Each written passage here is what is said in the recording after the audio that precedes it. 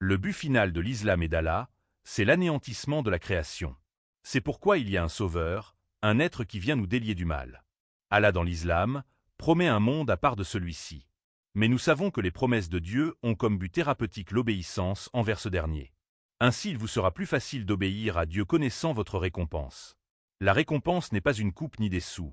La récompense c'est 72 vierges dites ou riz à déflorer chaque jour de l'éternité.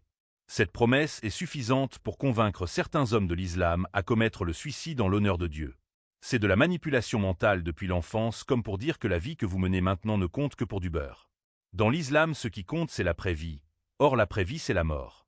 La croyance en l'après-vie est présente chez tout être humain qui aimerait vivre éternellement. Mais vous n'êtes pas des anges. Dieu a rendu l'homme mortel pour qu'il jouisse de la vie un court instant. Rien n'est promis à la femme, cependant, si ce n'est d'être l'épouse éternelle de son mari. La femme ne joue donc aucun rôle devant Dieu, si ce n'est d'être abusée et assouvie aux désirs obscènes de son homme. C'est pourquoi Allah est sans nul doute un Dieu mal alpha. Son regard se porte sur les hommes soumis et non pas sur les femmes soumises à leurs époux. La finalité de l'islam, c'est l'anéantissement total de la vie terrestre pour une vie meilleure dans l'au-delà. Sachez seulement que l'au-delà, c'est la vie non palpable des rêves et des illusions du plaisir. L'au-delà est ésotérique, point pourquoi croire en ce que vous connaissez peu? Parce que Dieu l'a dit. Dieu ne peut-il pas se tromper? Par tromper, je veux signifier vous manipuler. Certes, de nombreuses personnes souhaitent une vie meilleure, et au point où ils en sont, tout ce que Dieu peut leur promettre est meilleur que la situation dans laquelle ils sont maintenant. Posez-vous d'abord la question, à savoir qui de Dieu ou du diable vous a destiné à la condition que vous vivez maintenant, et qui ensuite vous promet d'autres conditions de vie. N'est-ce pas la même divinité? Allah, qui est omnipotent. La misère dans laquelle vous vivez ne s'effacera pas d'elle-même, mais elle s'effacera à condition que vous relevez la tête et prenez votre vie en main. Reconnaître Dieu, c'est reconnaître les torts qu'il nous impose. Or l'expérience que nous faisons de la vie s'accumule et nous pourchasse jusqu'à l'au-delà. Une personne qui n'a de pensée qu'au négatif ne se mettra pas à penser au positif après sa mort. La vie c'est maintenant, et c'est maintenant que nous nous préparons pour l'au-delà. Le but d'Allah est d'anéantir tout espoir et d'effacer sa création, pour qu'il ne reste plus que lui seul Allah, ou pour qu'il accomplisse une nouvelle création peut-être. Vous dites vous-même les musulmans que avant que l'homme habite sur la terre, les djinns étaient les habitants de la terre. Que s'est-il passé dans le cas des djinns au point qu'il n'y en reste presque plus? Allah a mis une terminaison à leur cycle comme il souhaite mettre une terminaison à notre cycle. En eschatologie chrétienne, le Christ revient en sauveur. Oui, mais pour vous les musulmans qui ne croyez pas au Messie au même titre que les chrétiens, comment serez-vous sauvés par le Christ? Au contraire même, vous serez jugés selon la foi qui vous habite et selon votre reniement au Christ.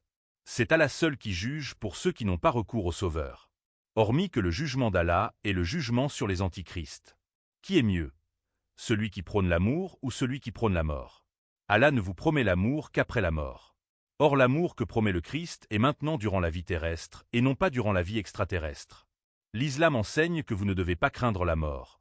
Or personne ne sait de quoi la vie après la mort est faite. Je n'appellerai pas cela une vie après la mort, car la mort n'est qu'une transition pour celui qui croit en la résurrection ou pour celui qui croit en la réincarnation. Après la mort, ce qui se passe vraiment, c'est le retour vers Dieu, car vous n'êtes que des extensions de Dieu, et donc c'est normal que les extensions retournent à leur forme originelle. En vérité, nous devons craindre la mort, car le retour vers Allah, c'est l'effacement de notre conscience singulière, et c'est l'union avec le grand tout pour ne former plus qu'un en tout. S'unir au tout, c'est perdre sa personne, c'est perdre son ego, c'est perdre la singularité qui faisait de vous des personnes. Car la véritable personne, c'est justement elle, un père seul ou un père uni à son fils, de l'anglais son pour fils, donc personne. L'au-delà que vous devriez espérer est plutôt terrestre, car il n'y a qu'une terre, Dieu n'a créé qu'une terre dans les faits et l'a par la suite maudite à cause d'Adam. Désirez donc de faire de la vie un rêve utopique plutôt que d'essayer de remplacer cette terre. L'utopie est difficilement réalisable, mais possible si c'est dans le calibre de Dieu, et si c'est la volonté des humains. Dieu n'est que notre serviteur en ce sens comme l'est Dame Nature, et nous sommes également au service de Dieu en tant qu'extension de ce dernier, et en tant qu'humains serviables à la volonté de Dieu. Nous rendons à la nature ce qu'elle produit par sacrifice. Les sacrifices ont toujours été les oints de Dieu, les choisis de Dieu et donc les saints. C'est comment Dieu aime par-dessus tout l'agneau, le premier-né de tes fils. Abel, un berger, a offert les premiers-nés de son troupeau, tandis que Caïn, un cultivateur, a offert des fruits de la terre. Dieu a accepté l'offrande d'Abel, mais a rejeté celle de Caïn, ce qui a conduit Caïn à tuer Abel par jalousie. Mais qui est le plus digne de servir Dieu entre Caïn et Abel? C'est des notions anglaises. Caïn signifie peu du verbe pouvoir, et Abel signifie capable ou en état de. Caïn a labouré la terre comme Dieu l'avait commandé à Adam, Quant à Abel, il a offert des animaux en sacrifice. Caïn a respecté le commandement de Dieu et Abel l'a enfreint, car Dieu n'a pas appris à l'homme à tuer l'animal ni le chasser. Dieu a appris à l'homme le labourage de la nouvelle terre, car elle était maudite par Dieu en raison d'Adam. Soyez féconds, disait-il, multipliez, remplissez la terre, et l'assujettissez.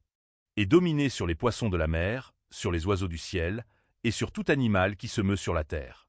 Et Dieu ajouta même, voici, je vous donne toute herbe portant de la semence et qui est à la surface de toute la terre, et tout arbre ayant en lui du fruit d'arbre et portant de la semence, ce sera votre nourriture. Et à tout animal de la terre, à tout oiseau du ciel, et à tout ce qui se meut sur la terre, ayant en soi un souffle de vie, je donne toute herbe verte pour nourriture. Et cela fut ainsi. Adam et Ève se nourrissaient de végétaux et de fruits. Quant aux animaux, Dieu a donné à l'homme la domination sur toutes espèces, mais cela n'implique pas un droit de les maltraiter ou de les tuer sans raison. En vérité, c'est Abel qui a proposé une innovation nouvelle à Dieu et Dieu l'a acceptée.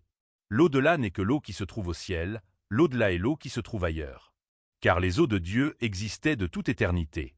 Genèse 1, Dieu dit qu'il y ait une étendue entre les eaux et qu'elle sépare les eaux d'avec les eaux. Et Dieu fit l'étendue, et il sépara les eaux qui sont au-dessous de l'étendue d'avec les eaux qui sont au-dessus de l'étendue. Et cela fut ainsi. Dieu appela l'étendue ciel. Ainsi l'au-delà a rapport avec l'étendue que Dieu a appelée ciel. Il y a vraisemblablement des eaux au-dessus de l'étendue que nous appelons ciel. Le ciel est un étendue, une voûte céleste. La voûte se fait également appeler firmament. Ce qui signifie bien que nous sommes dans un domaine, la terre est notre maison principale, le berceau de l'humanité. Personne sur terre ne voudrait détruire la terre si ce n'est Allah.